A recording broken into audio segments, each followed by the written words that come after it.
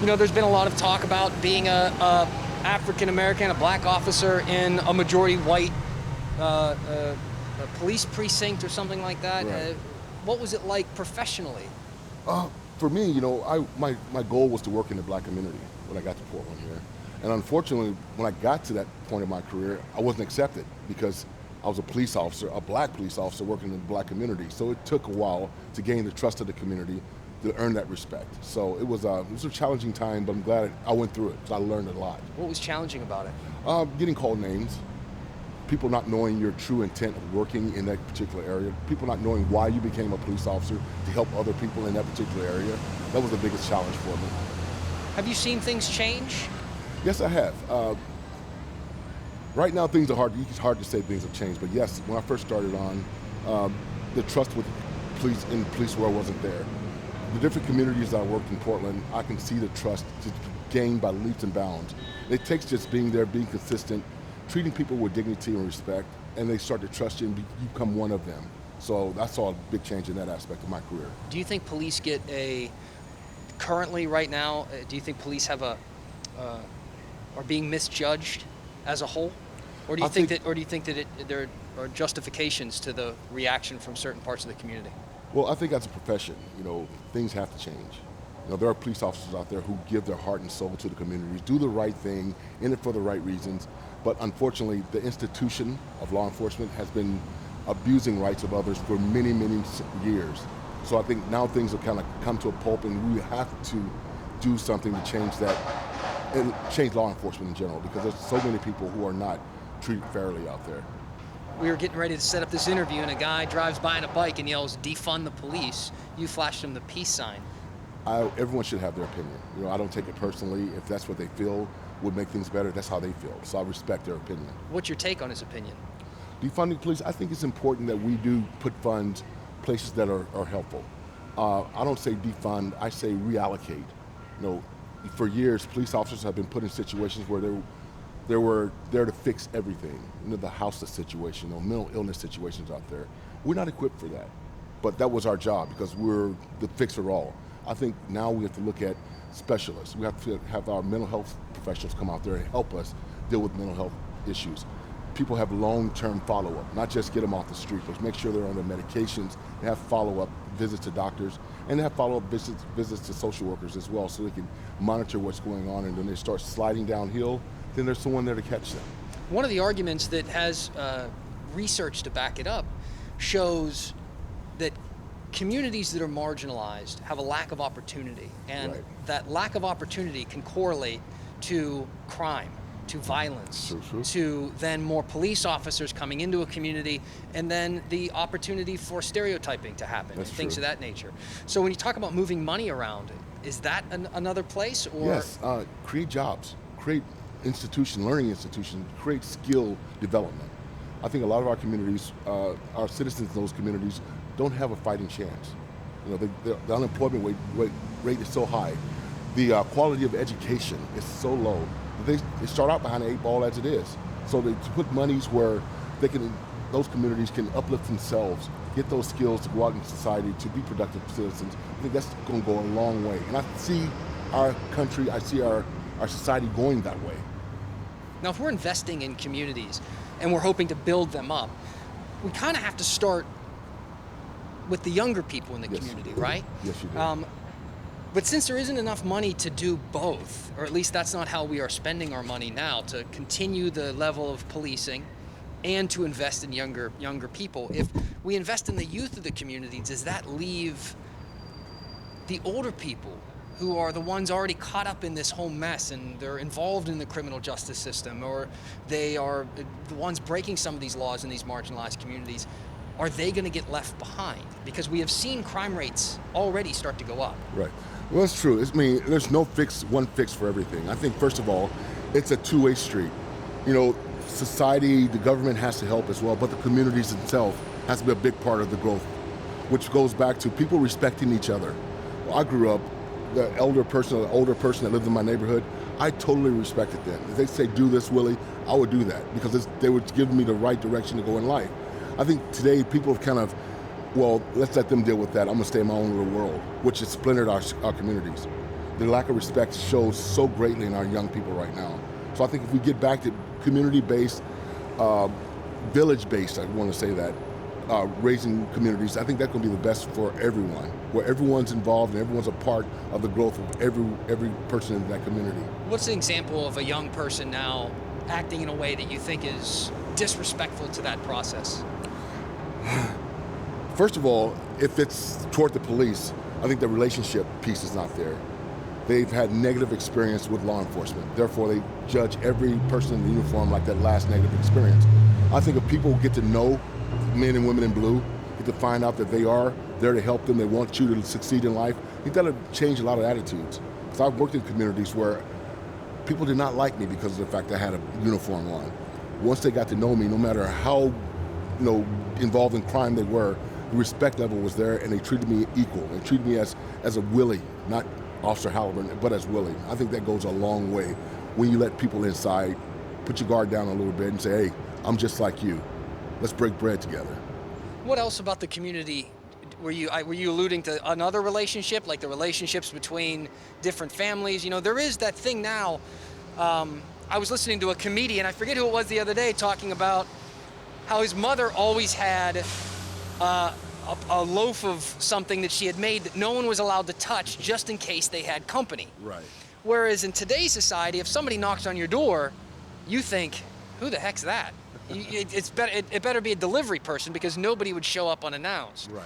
Is that kind of a little bit of the cultural difference between maybe 20, 30, 40 years ago and today? Exactly. And it goes with the society. Society's gotten a lot more violent. It's got a lot more harsher, where people don't trust anymore because so many people take advantage of that trust someone has. So I think it goes back to people not trusting because of our world we live in right now. It is so violent. How do we fix that? I mean, I don't think by the numbers the things are more violent right now. I think they've always been violent to a certain degree. Right. Do you think people just share it more? Social media, the internet? That has a lot to do with it. You think? Again, people closing themselves off. I think if people open up themselves up once again and be a part of that community they're in, which a lot of people are trying, don't get me wrong, but if people open themselves up and be a part of and take ownership in the people around you, I think that'll help a whole lot in our society. How do we do that? If I knew, I would be president or emperor of the world right now. But I think it goes back to just the ground root of respect. Respect others, giving others a benefit of the doubt. You talk about changing in policing and the way it's done. Your officers, what do they carry when they go out? Right now, we're still armed. We still carry the basic police tools. We carry our sidearm, carry our non-lethal weapon, our mace, things of that nature. But in the future, the next few months, we're going to be unarmed here at PSU. Big decision. Huge decision. One was thought out. One was preyed upon. Sought advice from other people around this country in law enforcement. For our community here at PSU, I've been here for 5 years, and I saw the hurt and the pain and the separation. And in order to bring us close together, we had to give a little bit, meaning Campus Public Safety Office. And one way of giving is listen to our community. And since I've been here, I've heard disarm PSU, disarm PSU. Initially, being a career police officer, I thought that was unheard of. A police officer can't do police work without a gun. Things have changed. We have to try to reinvent or try to find a way to do police work that's beneficial for not just police officers, but for the community. And for me at PSU, I felt that if we give in a little bit by putting our guns away, not getting rid of them, but putting them away when we patrol and interact with people on this campus, that'll bring us closer, a little bit closer together so the healing can start. So will officers have guns in their vehicles, but just not on their person? They will be secured in station here in a locker, in their individual lockers. So how would that benefit them when they are in danger, potentially out on patrol? Well, we have an agreement with Portland Police. Right now, Portland Police respond when we do have issues where we cannot handle them ourselves. If there's an officer feels as though he needs a cover car and there's not a police officer available with him on shift, Portland Police comes to our campus and they cover us. Same difference is when we are unarmed, there's a situation where we feel as though it's not safe for us to go into, we'll call Portland Police and they'll respond. How do your officers respond to this initiative? It's going to be a challenge. I think, first of all, they trust my vision, that's first and foremost, and they've been doing the job here. I mean, if you look at our history, use of force history, we had an incredible tragedy that happened in 2018. But prior to that and after that, use of force has been at a very minimal here. They do a great job de-escalating. They do a wonderful job just being good police officers out there, de-escalating, getting to know folks, not having to rely on a weapon. So with that being seen, I figured that we can do the same thing and plus bring some healing to our campus. Are you worried you might lose a couple of officers to other departments? Right now, we haven't lost anyone because of the decision. There's been one officer who leave. It was a family decision he made prior to making the announcement of we being unarmed. So it's unrelated? Yes. So I don't think that we're going to lose anybody at this point. As a matter of fact, I've seen interest in becoming Portland State University police officers. Tell me about that. People have been contacting you and saying, yes. I like your ideas, I'd like to be a part of it? There are people I've talked to who are in the process right now. I explained to them that our vision has changed, our goal has changed, our patrol tactics have changed. Would you be a part of this new wave of police work we're trying to create here? And they said, absolutely, because the gun doesn't make me, which I love to hear. It's about the people that they are. They want to go out and help people, and this doesn't make them big and bad because they got all this equipment on. What makes them police officers because they want to have that communication, they want to have that relationship with our citizens out there. Out of this office right here, we foster relationships, a positive relationship that's based on respect, understanding, and most of all, trust. So I think the people who want to work here have those core values in their system. As we discuss all of the major issues in this country, gun violence is one of them. And one of the reasons is because a lot of Americans have access to guns. And now police are going to be engaging in a community without that weapon. What have officers said to you, or have they said anything to you about concerns for their safety or somebody's potential to be more violent toward them, knowing that they can't match them gun to gun? First of all, it's not a very popular move. I've heard from people, especially law enforcement all over the country, who are not happy with my decision here. But I truly believe that some communities, I'm not saying this will work at Portland or OHSU or any other community or jurisdiction, municipality. I'm not saying it'll work there, but for Portland State University, I truly believe this is what we need here at Portland State. It will work here. We're going to put the time in, we'll put the effort in, great de-escalation skills, and again, you don't want to hope we are aware of things that could happen, but we're trying to put our officers in situations where they're not vulnerable.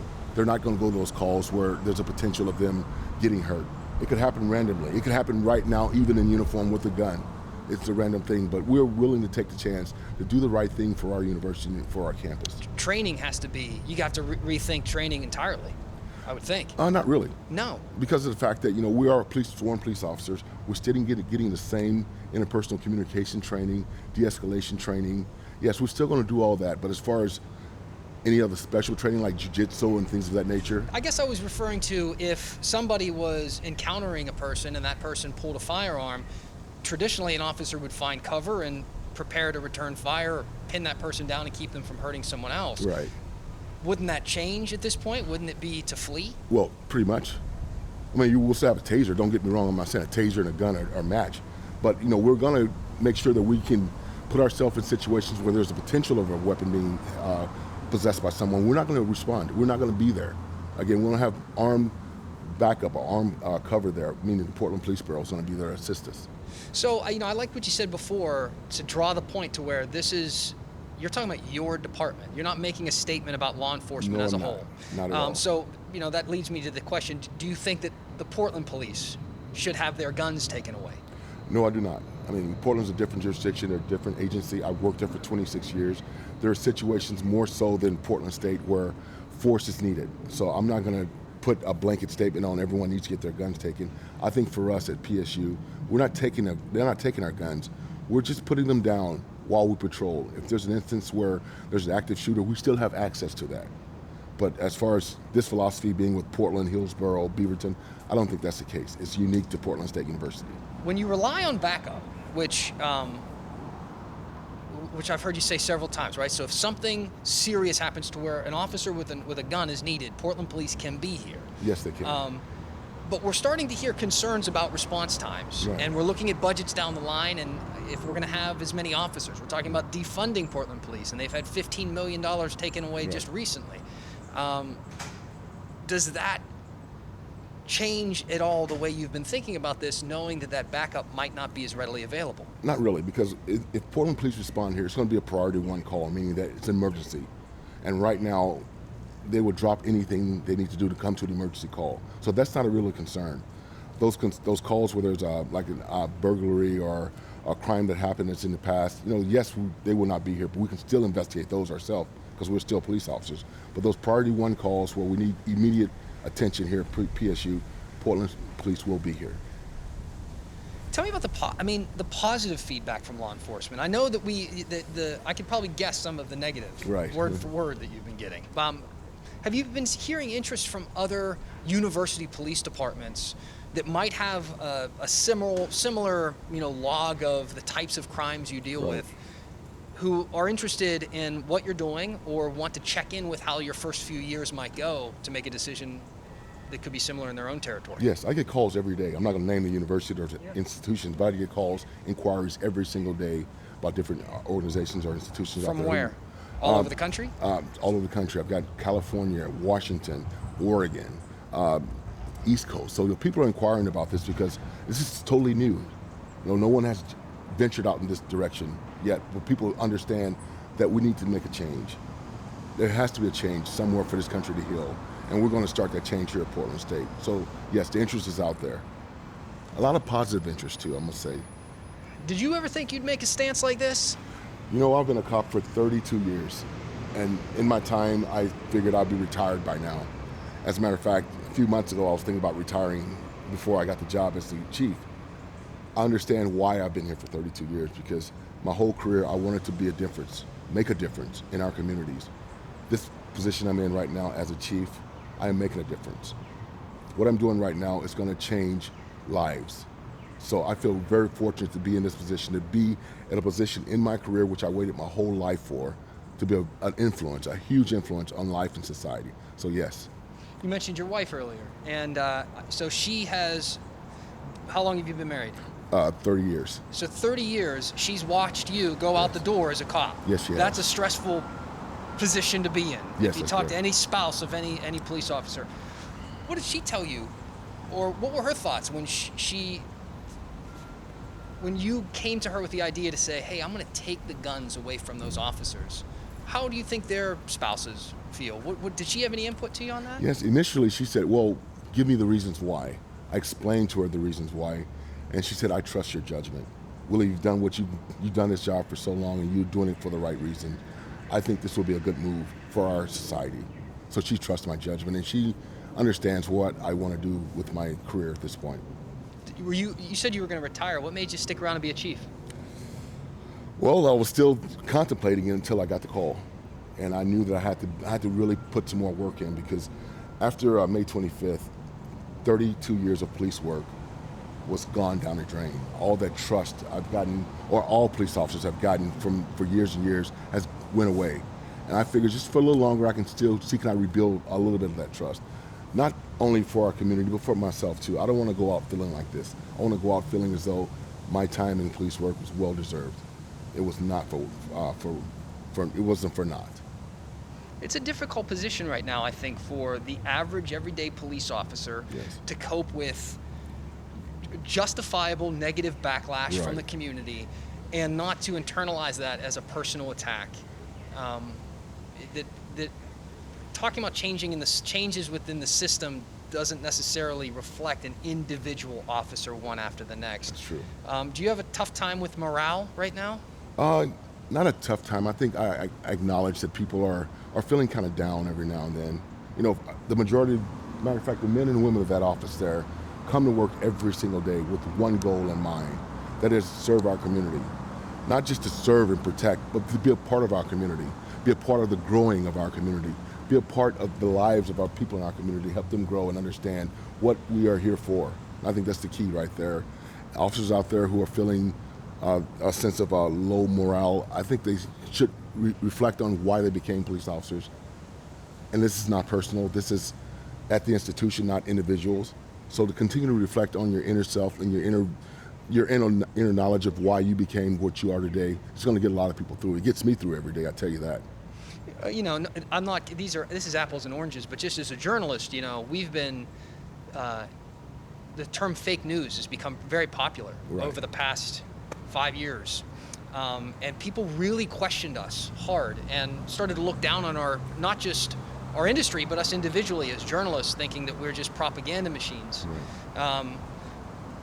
And I truthfully think that good has come out of it. I think that people have been more responsible with their reporting because they're being rewarded by the people at home who respect what they're doing. That's true. So, sometimes these hardships and these calls to action for the really good police officers, the innovative police officers, to be rewarded because the community will see it and applaud it. And, that said, are you prepared or have you considered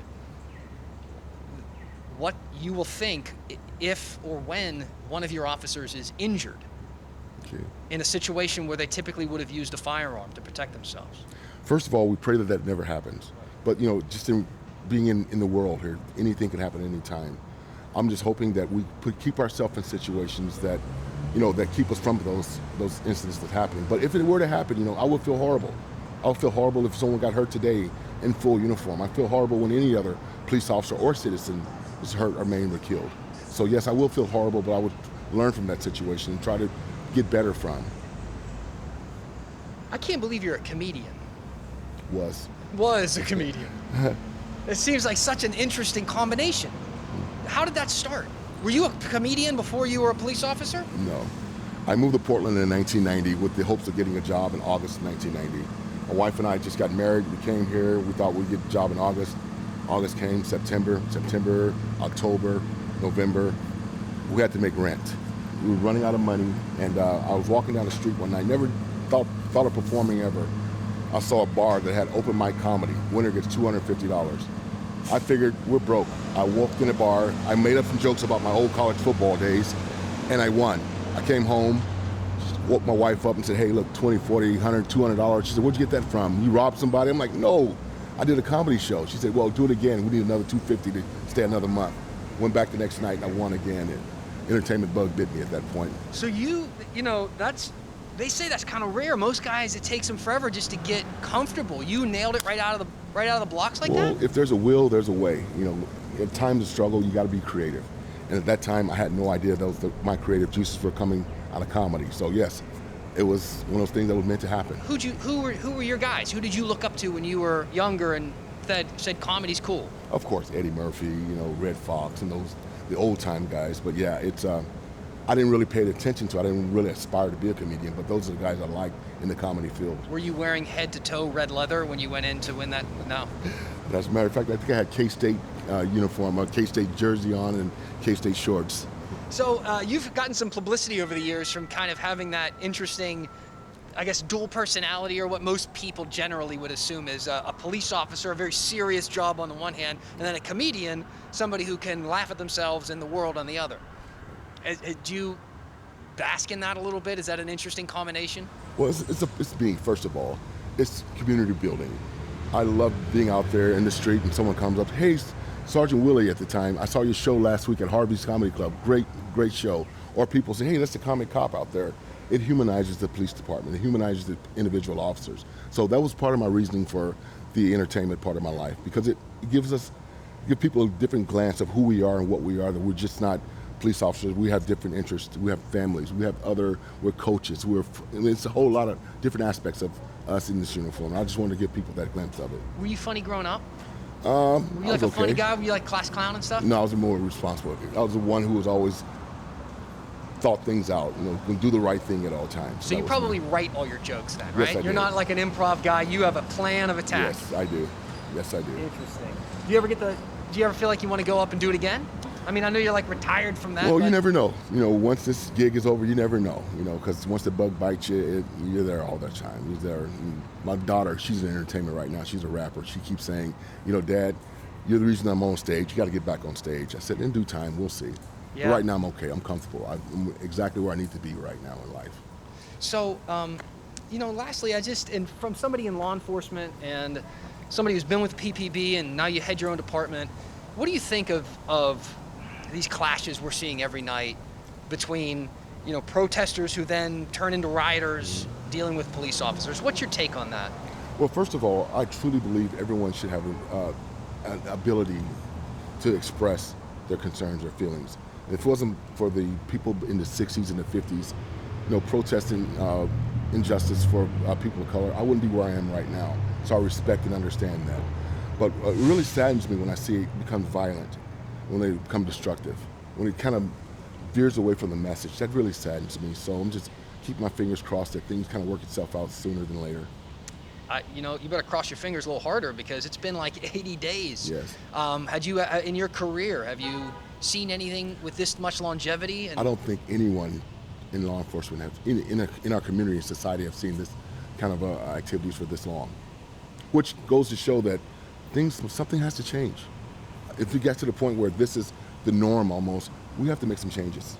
Yeah, I think there was a group of people who just think that this is a bunch of derelicts out there who can't be controlled. But there's still a lot of gas in the tank. I mean, you can't only just be a derelict and have this much attention to a topic day in and day out for what's going on 3 months.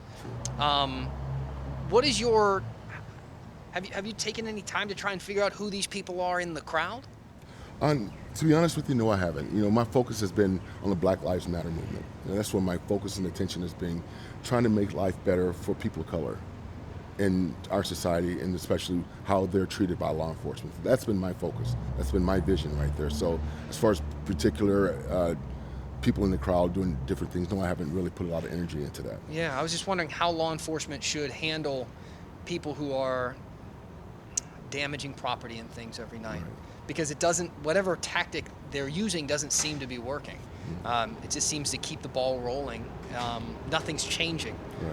What do you think it's going to take to stop this? To be honest with you, I don't know. Yeah. I'm not going to make any comments right now because I really don't know the answer. Again, there's people in different organizations and people in different positions who are still working on that, and to say my piece and give my recommendations out there wouldn't be fair. Yeah, well, I don't know either. I was just hoping maybe you knew. We could solve this thing. Well, thank you so much for your time. I appreciate it. You're welcome. What did I forget? You have such a kind of interesting life. What am I missing? I want to point out the men and women, the bravery that they're exhibiting, that working out of this office here to try this new approach to police work. I think it's incredible to have that intellect to want to be a part of something new. And I think that's so incredible. So my hat goes off to the men and women employees of this office, each and every last one of them. How many people you got here? Well, probably about 25. We got, I think, 8 non-sworn, 7 sworn. Is it tough to get police officers nowadays? Yes, it is, all over the country. Yeah. I mean, it's a tough racket to find good qualified applicants. Well, they have to be darn near perfect. Not perfect, but they have to be consistent in their lives. Yeah, I mean, we did some studies looking at numbers about PPB alone, and noticed they would get like 5,000 applicants and end up making like a dozen hires. Yes. And it's because people get weeded out. It's hard to keep them in. Are you concerned moving forward that it's going to be hard to get the right people to? Not really. I'm encouraged moving forward. I think people in communities that has not been treated equally is going to take an interest in becoming police officers to try to change the system from within. I think that's going to be the greatest impact on our career, my career path, than anything. Thank you.